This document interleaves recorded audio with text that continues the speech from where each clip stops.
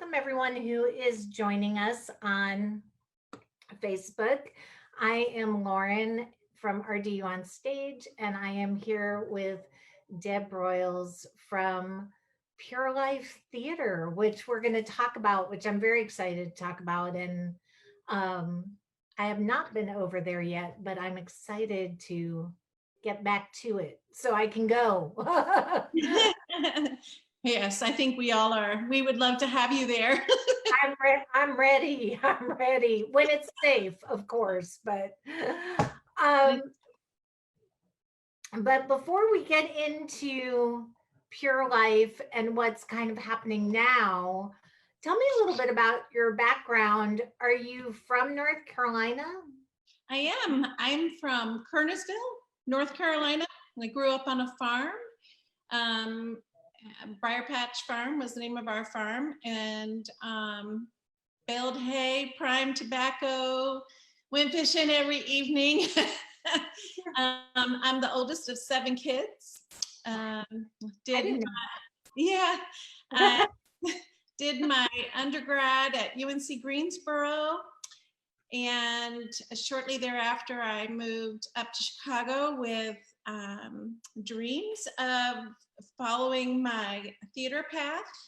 Had a Bachelor of Fine Arts from UNC Greensboro, and I've been so fortunate all along the way to be in environments, educational environments that have really challenged me to be a better artist and a better person.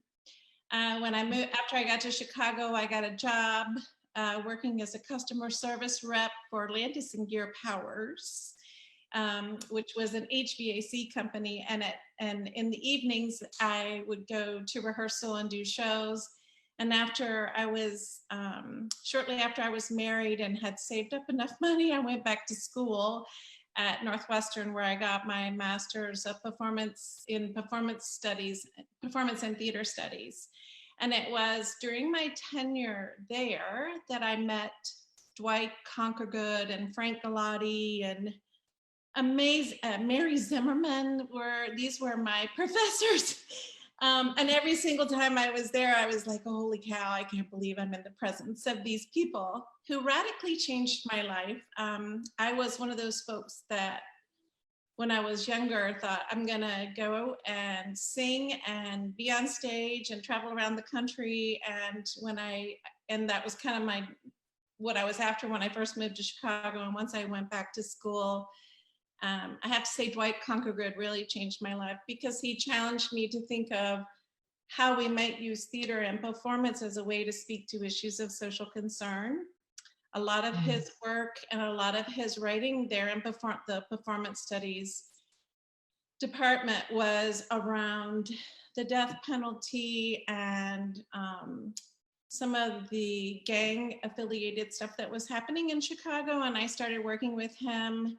In fact, I worked at Cabrini Green before they tore it down, and with the almighty Latin Kings that were there. I did all kinds of work with all different kinds of people as a way to really get into discussions around the reality of their life and why that existed.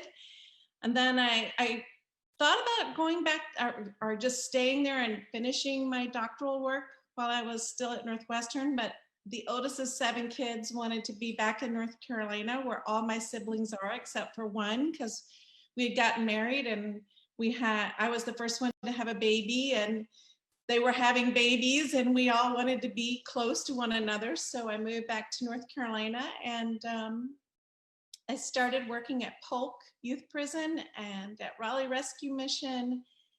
And I thought I need to really continue to stay in that vein of work that I was in, or that I was introduced to by Dwight Conquergood. And I thought, well, and he had exampled or modeled that kind of work to us, where you are in your work. At the same time, if you've got to make a little bit of money, then you can make a little bit of money at the same time. So I was working and able to make a little bit of money while I was working at Polk Youth Prison and at Raleigh Rescue Mission, where I taught creative writing and that kind of thing. And it was during my time at Raleigh Rescue Mission that I was interviewed by Orla Swift and got the Tar Heel of the Week thing, and because I was doing performance everywhere I go. I mean, theater is all I know. Since I was 3 years old, it's my way of speaking with the world.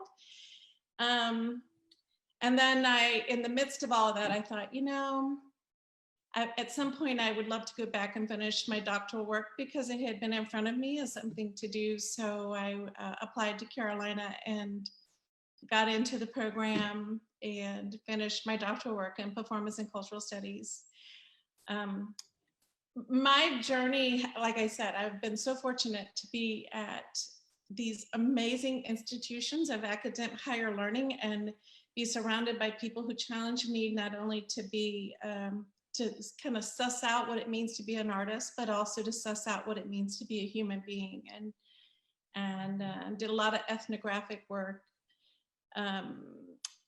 One of the things I had, it's so funny, when I was at Polk Youth Prison, they had the Langston Hughes biography. It was like 2 volumes of work. And while I was there, I threw out all the books they gave me to use to teach with at Polk Youth Prison, and started teaching with the books that I found laying around the room that had been donated to the prison. And that's where my students and I really delved into how Langston Hughes had written Black Nativity, and I promised them that someday, I'm going to do Black Nativity. I'm going to, and I'll think about you. I'll think about my students.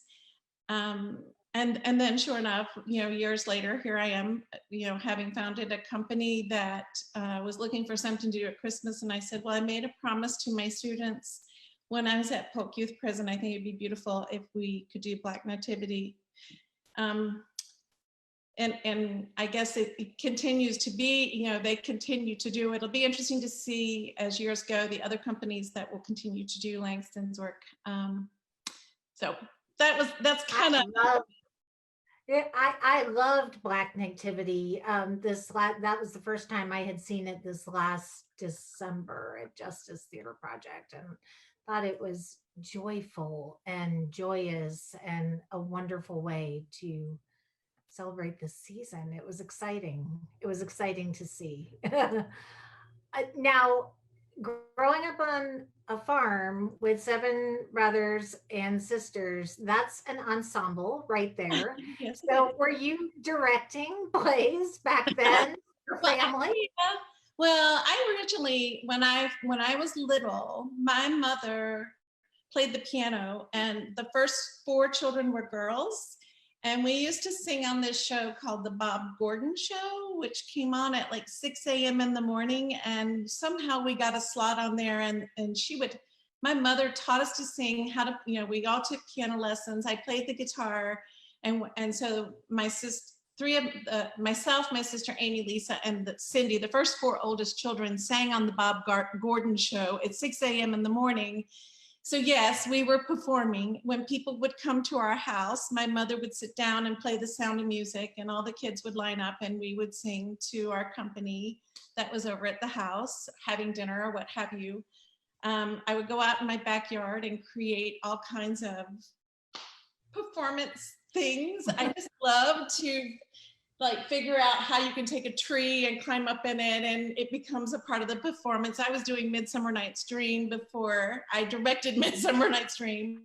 I really believed when I was little that lightning bugs and all of that, when I was itty bitty, were actual fairies in the woods. So I was really fortunate to be at the farm, creating, climbing trees, doing songs and performing outside for each other. And there's 13 and a half years between myself and my baby sister. So we're very, very close. And I would say of the 7 children, every single one of my siblings have incredible talent when it comes to the arts. And we probably get that from my mom and my dad. My mother was really wonderful visual. She's an archaeologist, used to do archaeological digs in Old Salem quite a bit. But she also has a beautiful visual eye of putting things together. It's probably why I love designing sets. And my daddy sang and played the guitar. I love this. It's like a real, true Von Trapp family singers. I had no idea. And um, so what I love about a lot of your work and a lot what I the feeling I get from a lot of the work that you love to do is it has this social justice messaging, which I love. And now I understand where that comes from. So I appreciate you sharing that. What role, I feel like our city, this area of the triangle, like most areas, has been kind of a community in crisis. We are tearing down statues. We, like most areas, maybe not as much as some areas, I feel like at times our city is divided and divisive. And I'm wondering what role, if any, theater has in healing a community, or is theater's role to educate a community versus healing a community? Maybe it's both Mhm. or all of that. Um, I do feel like, Baba would say, and I was thinking about him this morning when I was getting ready for the day or whatever. Baba Chuck Davis would never say that you would create a divisive experience with anyone, any way, shape, or form. That we would always extend our hand. The only reason we would ever look down on someone is to extend our hands to lift them up. And honestly, my family, we didn't have a lot. Growing up on the farm, when I was priming tobacco with children. I started when I was like 13 years old, and we were all colors. um, and we were just we would start like 5:30 in the morning and start pulling away those tobacco leaves at the beginning of the season, where you never knew if you were going to run into a snake, or it was hot, it was hard work. And we would sit and eat our lunch together, and we would sit and be with one another and share stories, and in a way that's who I am. I spent and I ended up loving that work and being with people and sharing stories and experiences that continue to have an impact on my life today. I'm so grateful that I was in the tobacco field, priming tobacco at that age. With regard to the community, the theater community, I want to make sure, so that the theater community itself, I do wish that there was more opportunities for us to kind of lock arms and help each other and be with each other, and think about what we're doing and why, and who to lift up, and what shows we should be doing and why. A part of me really believes that we should be very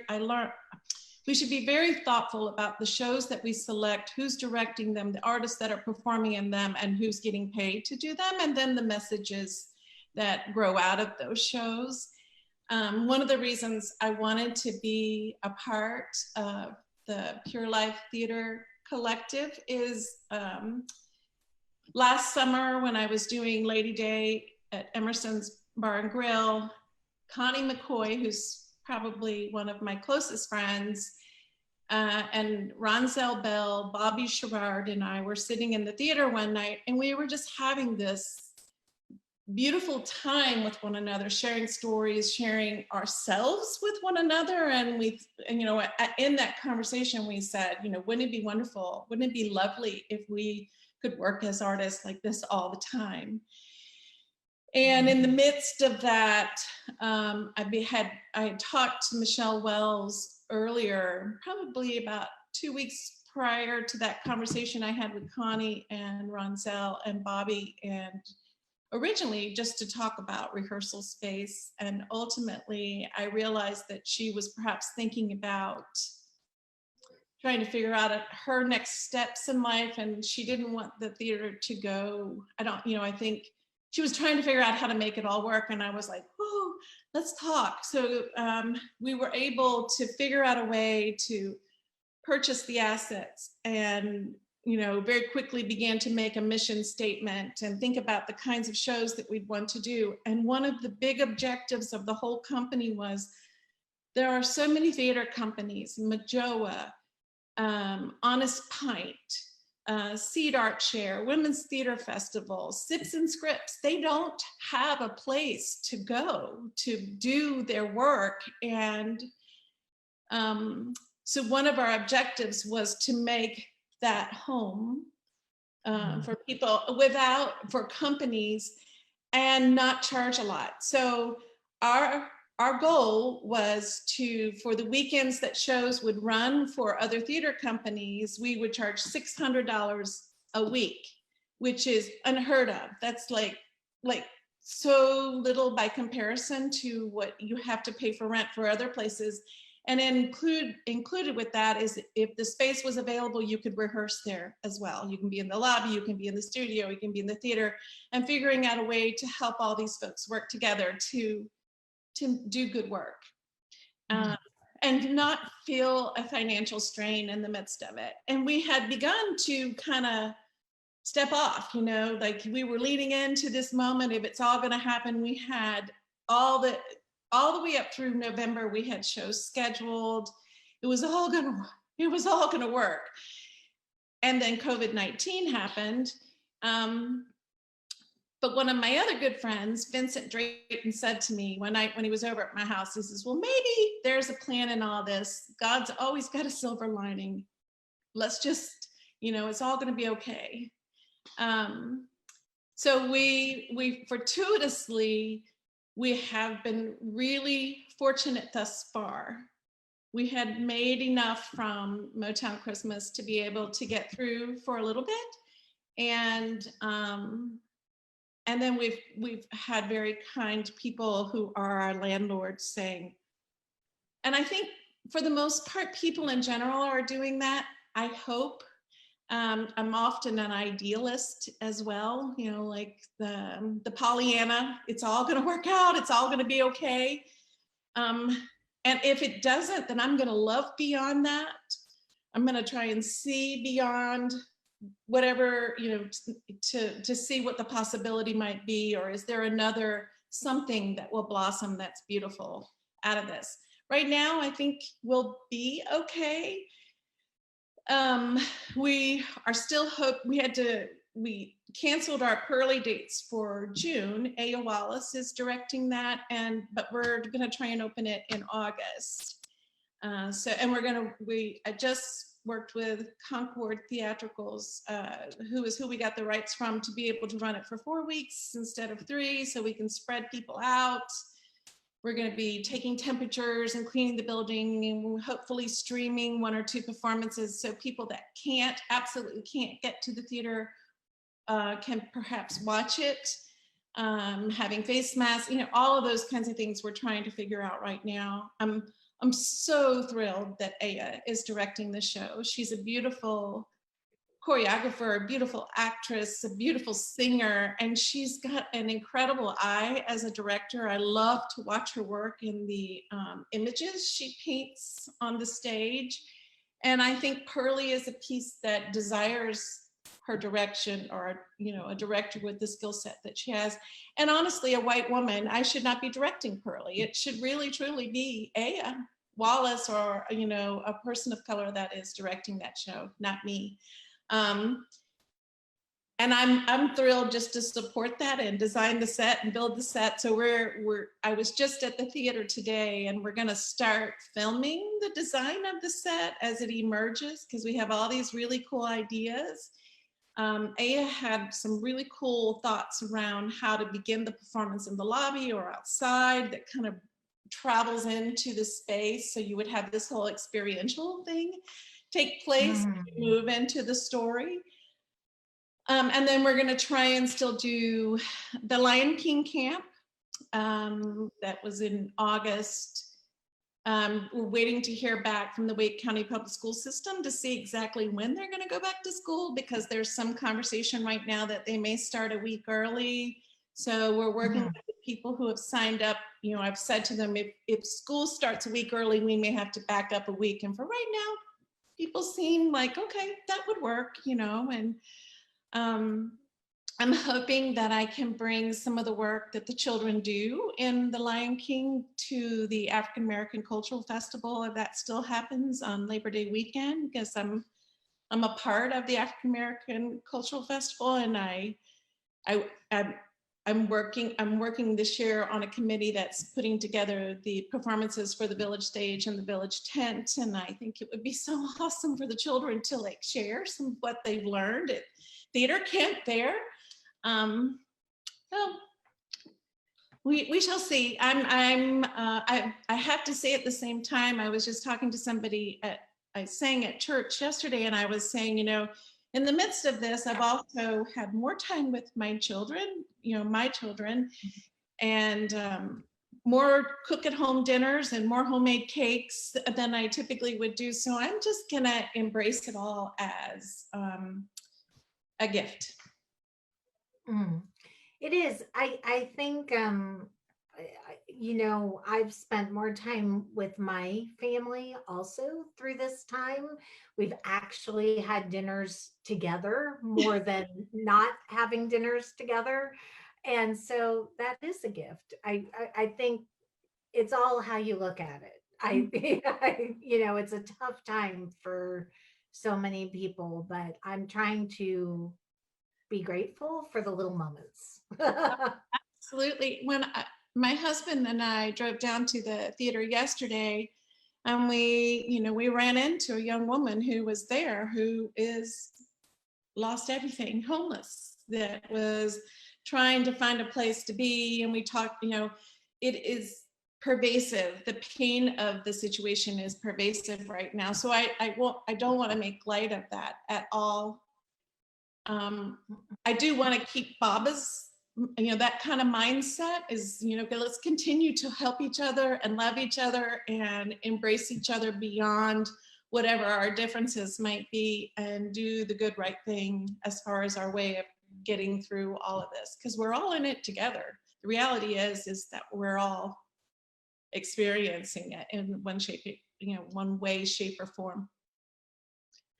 Well, and I think what this pandemic shows us is that I should say it this way. I think this pandemic has brought out certainly the best in people, but I also think it's brought out the worst in people.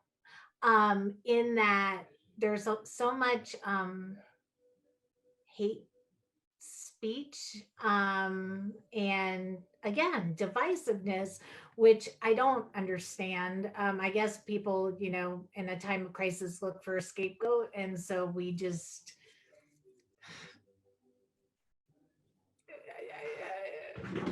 I don't want to get political, but we foster hate speech and that kind of thing. And so I guess, what kind of stories do you see coming on the other side of this, to speak to what we're going through now? And again, how are those stories hopefully going to bring us together? I know one of the things that I really feel like we should be talking about is the fact that Jim Crow still exists in our communities in ways that it should not, and that we need to be vocal about how we talk about that, and how it's wrong, and call for justice. You know, I think it's incredibly heartbreaking that a young man was shot while he was jogging, and we didn't hear about it for 2 months. It shouldn't matter whether there's a COVID-19 crisis or not. That should never have been removed, you know, or swept under the rug. It's wrong. It's wrong. And I feel like we all have a responsibility to talk about the history that is pervasive in our country that we don't like to talk about with regard to slavery and Jim Crow, and why, you know, as long as we're not going to address and deal with that with honesty and truth, then we can't get to a more productive conversation around what all that means and how badly it has hurt so many people. We're in the South. We should be having those conversations here. Truthful ones, you know, a lot of people don't like to talk about it because it's in the past, but it really is not in the past when it's still affecting what's in front of our face right now. So I hope that a lot of us have the courage to really dig in and have conversations, whether it be through performance or music or art or in our court systems or, you know, in education. Somehow we've got to make people really wake up and see that it is still a big issue.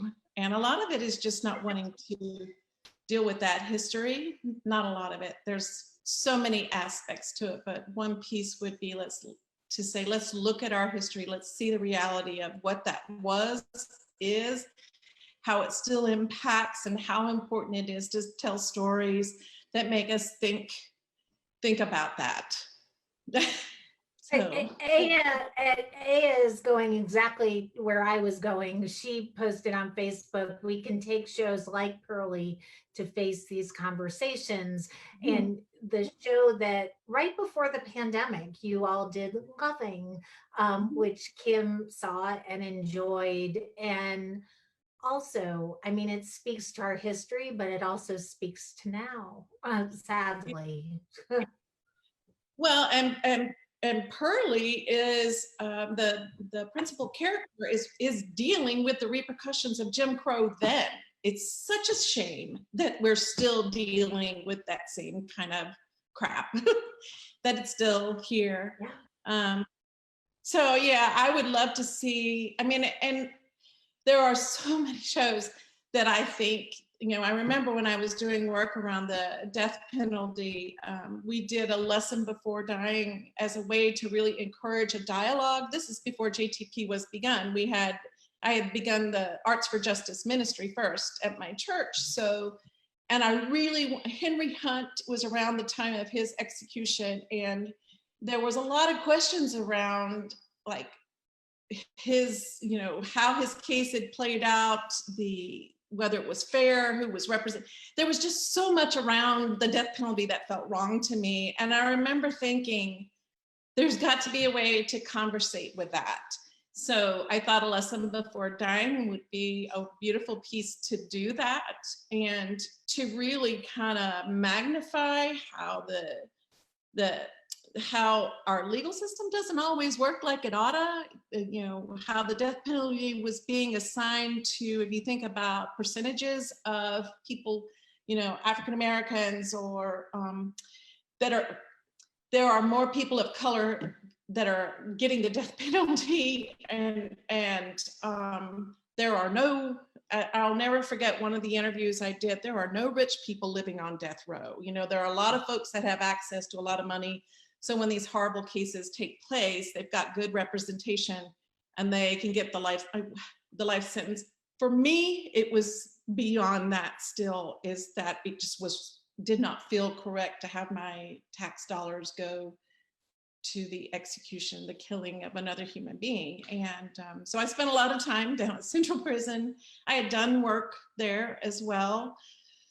And I thought A Lesson Before Dying would be a great way to engage a dialogue around the death penalty and how it had been assigned to this young man who was very clearly not guilty, but he fit the description. So, and he was executed, and it was painful it's painful to sit and watch that. And I like to think of when we walk into that theater space, it's like walking into church, so to speak. It's the liminal space of possibility. You know, we may not walk out of there with our minds completely changed, but if we shift, if something happens and we shift a little bit, then we've done something great. And in the midst of that, think of the minds that are sitting there absorbing the stories and thinking about what they're watching and dialoguing with what they see on stage. That's why it's a liminal space. It's not, I used to say to people, it's like the two circles, you know, that overlap, and there's that congruent place that's kind of gray. And in that gray space, so much can happen. You know, people might shift. I remember a woman sent me a letter. She's like, you know, when I walked in to see the show, I was one of those give me the death penalty. I want it for every single person that's committed murder.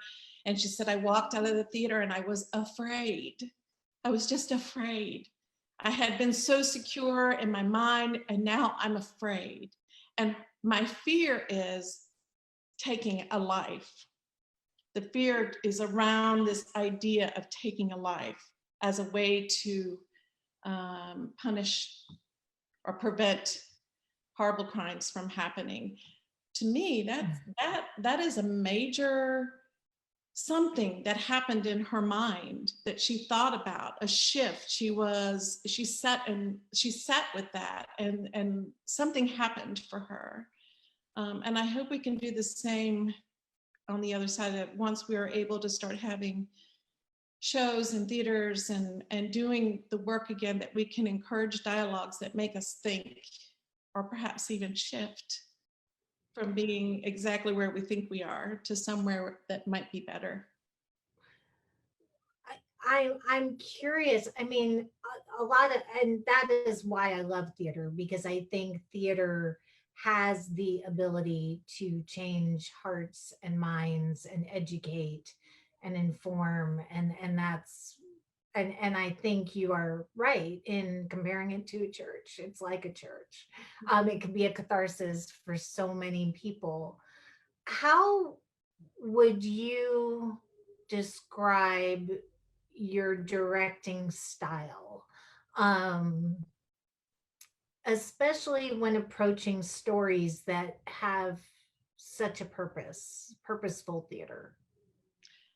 Um, I've always said I'm an actor's director because my style of working on any piece, like A Lesson Before Dying or The Color Purple or Ragtime. You know, I've directed, I've actually been in Ragtime once as well, but my whole thing is I love, if I'm gonna ask my family around me that we're creating for this show to take this risk or to make this choice, a lot of times, you know, I'll block a show so we have a place to travel, but I love to be on the stage with them and feel what they're feeling and talk about what they're experiencing, and then figuring out how to channel those feelings and emotions and what is happening, what's being stirred up inside for them, and then figuring out a way to make that grow into the character that they're developing, so that it becomes this place it's coming out of this very guttural place of who they are as a human being, and then is there as a part of that character. I think about Connie McCoy in Lady Day, to, you know, where we start and the way we worked and moving around with each other and creating this sense of trust and talking about and layering the process bit by bit by bit by bit. We just continued to layer in those things that would become the character. And you know, and I love working with generous actors. So part of it, I think sometimes my directing style also includes like who's going to be a part of that process, like who's going to be in this show. And they may not always, you know, in my mind, it doesn't always have to be what people might think it should look like or the finest actor or the, you know, it's the heart that comes, it's the willingness, the generosity of spirit to share and be vulnerable, because we are all gonna do that together. So I love to map it out, and then I love to just start traveling through it.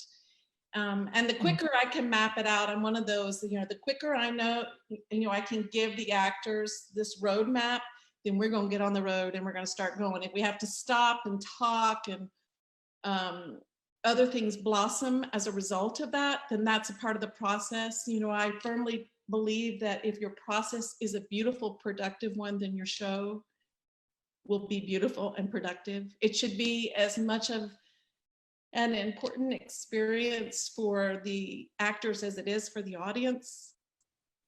For the rest of my life, for example, I will always now have this experience I had with Connie McCoy in ways that were profound, that layered our relationship, and the rest of our life journey is going to have that piece of history tethered to it. So it's, I'm very organic.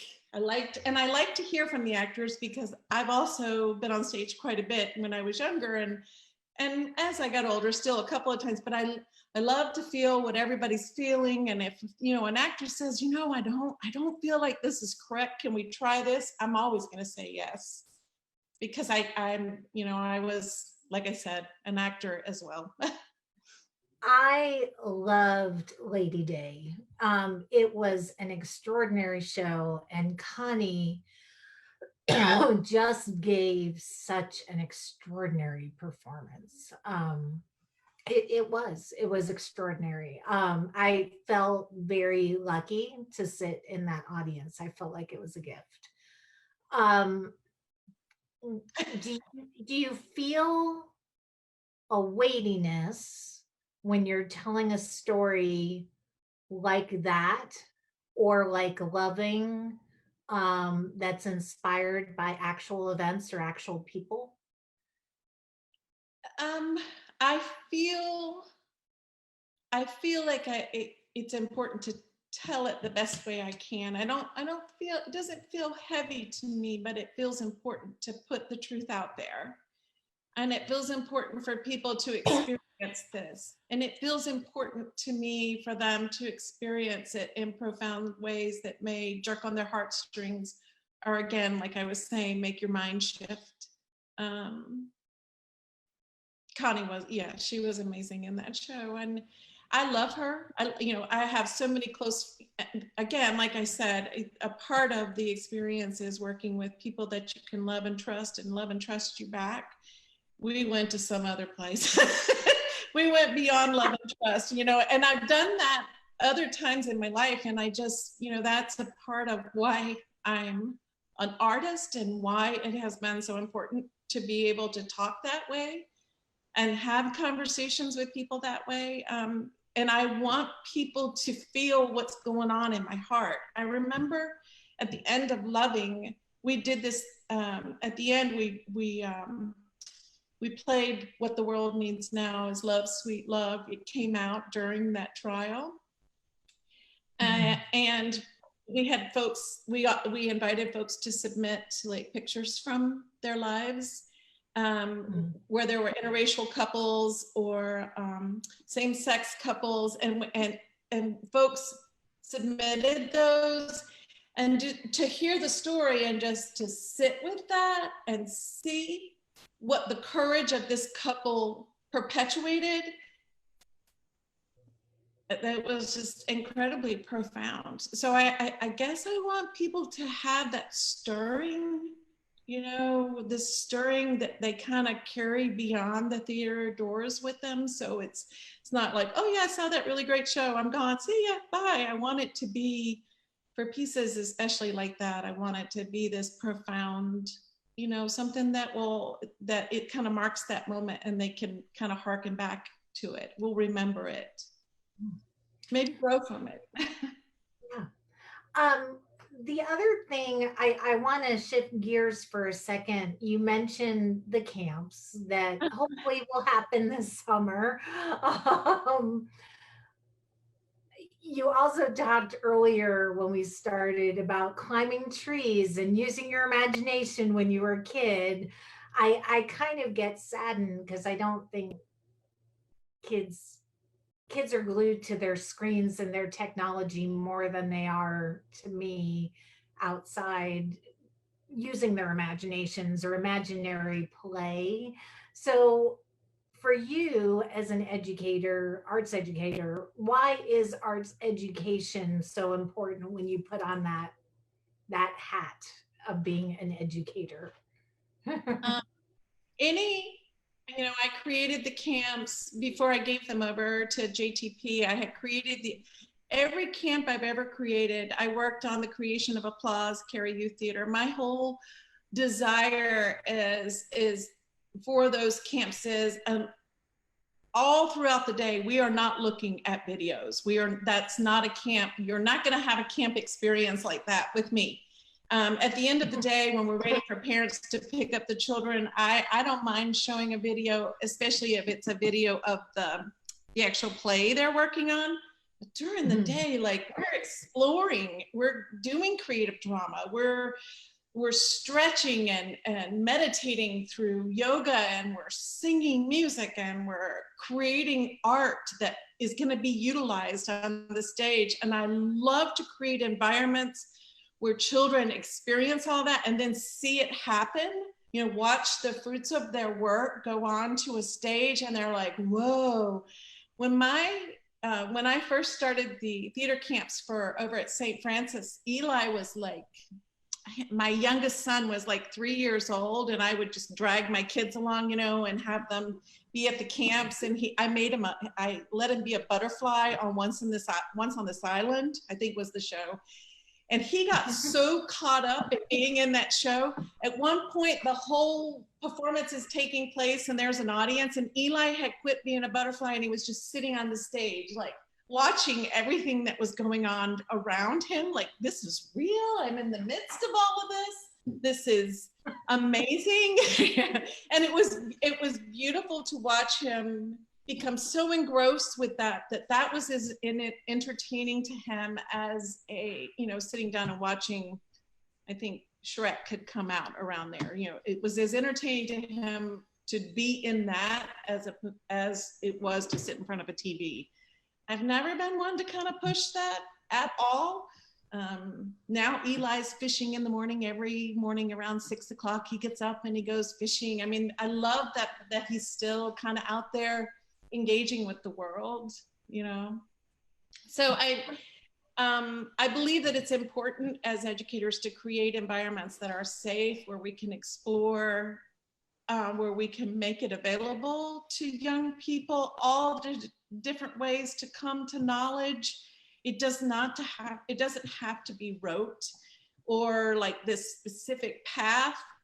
So like a whole language classroom where you might be acting out something. A couple of years ago, I worked with East Millbrook Middle School and brought drama into their science class. And it was so interesting to watch the children go, you mean we're gonna act out being chromosomes? And I'm like, yeah, it's gonna be cool. And then they all got on the stage and we changed the lights, and I was like, move like you think those chromosomes should, you know, when children are like, oh, this is kind of cool, let's try this. That is my way of bringing education and making it creative. And yes, it's important to still, you know, once you go off into academia, to learn the facts and read the books and learn the things that you need to learn, but it's okay to think outside the box of the ways that you introduce that to children, and introduce it to them in ways that make them feel empowered. I'm like, yeah, I can explore this, and I want to be a part of theater in this way, or I'm going to share, you know, the way I bring this, you know, that it's safe, and it makes them inquisitive and creative, and anything, you know, you can try anything. Actually, academics could be like that, to where you're empowered by your ability to do, you know. And wouldn't it be wonderful if it was? Oh my gosh, I'd want to be in that classroom. Dylan posted a comment on Facebook. He said he loves that you have your students disconnect from screens. It's important to have art educators teaching kids to be present and experience the world with their eyes open. I remember I took my kids on a vacation. We went overseas. It was their first time overseas. And at one point, I saw them looking at their screens, and we were on this glorious tour walking around London. And I was fine. I was like, okay, put down your phones. This isn't about taking videos and taking pictures.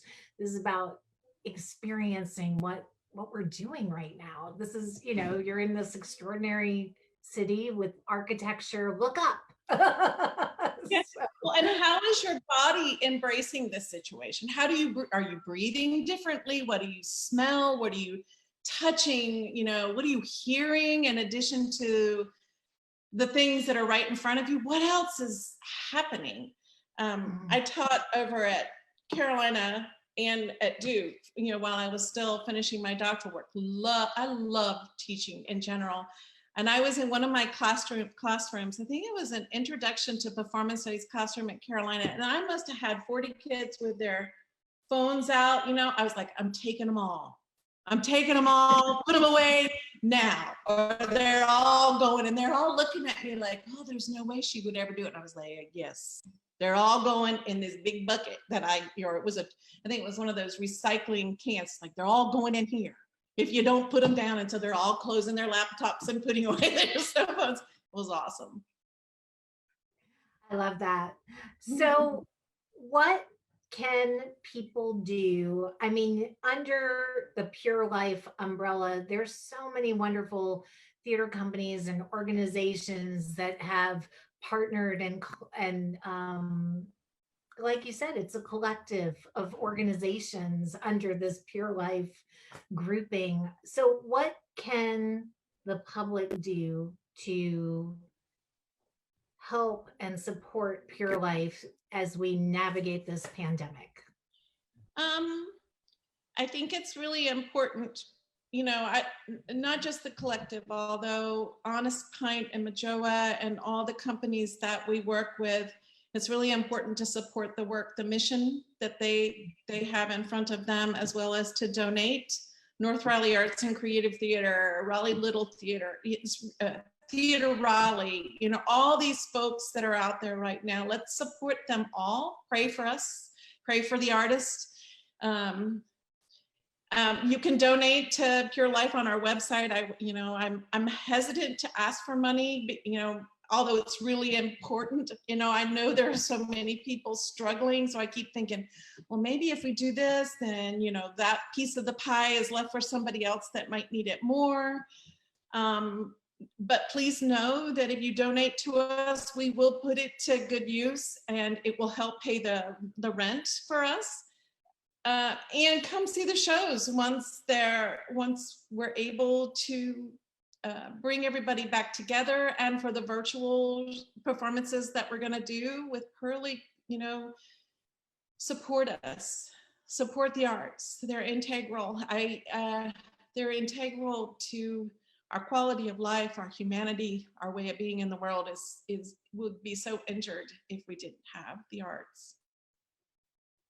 And we will find a way as artists to speak about what we see in the world. We will tell stories. We will make moments. We're going to find ways, even if we lose. It'd be just like we were when I was one of my siblings out in the backyard making shows. We will figure out ways to perform, make art, do work with nothing. But supporting the work and donating if you can, and keeping us in your prayers and extending your hands to lift us up if you're able. Baba would love that. Yeah. I love that so much. Deb, I have enjoyed this so much. I told you before we went on live, we've met and we've been at the theater together, and I've seen the shows that you've directed, but we really don't know each other. And I've enjoyed this so much. I feel like I'm having coffee with a friend, and now I just can't wait to see you at the theater soon and give you a hug, an elbow bump, whatever is politically correct at the time. But oh my gosh, don't you miss hugs? I miss hugs so much. Well, and I have to say, Lauren, what you've done for this theater community, I'm so grateful. So grateful. Well, like you said, we have to lift each other up, especially now. And it's keeping me sane. If I can't be at the theater, I can just, I said to my husband one night, he said, I don't feel like we're kind of homebodies normally anyway. So he said, I don't feel like our lives have changed that much. And I said, well, mine has, because I'm not at the theater 3 or 4 times a week. And he said, no, but you're bringing the theater to you every day through these virtual events. So I'll And you're just, loving us. and I, You're loving on us, and you're hugging us in ways that are so important. We're not forgotten. You've so thank you. I'm so grateful. well, thank you for that. And I'm just going to keep on loving on you until I can see you all in person. Alrighty. And keep fingers crossed for Pearly. Everybody come see Pearly. It's such an important show. It's funny and uplifting and beautiful, great music. At the same time, it really digs into some important things that we need to be talking about honestly. I will find a playlist and I'll share a Spotify playlist to get people excited about it. For Berlin. Thank Okay. you so much, Deb. I appreciate this so much. And just stay safe and healthy. And for those of you watching, please join me tomorrow at noon. I will be talking to Nate Mageha from Arts North Carolina about arts advocacy, which is so important to help all our artists and all our theaters right now. So come back at noon tomorrow and I'll see you right back here on Facebook Live. And thank you, Deb. I will be there for Pearly's opening night because I can't wait.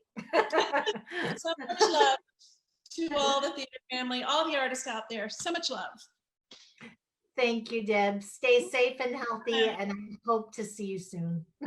Take care. Bye.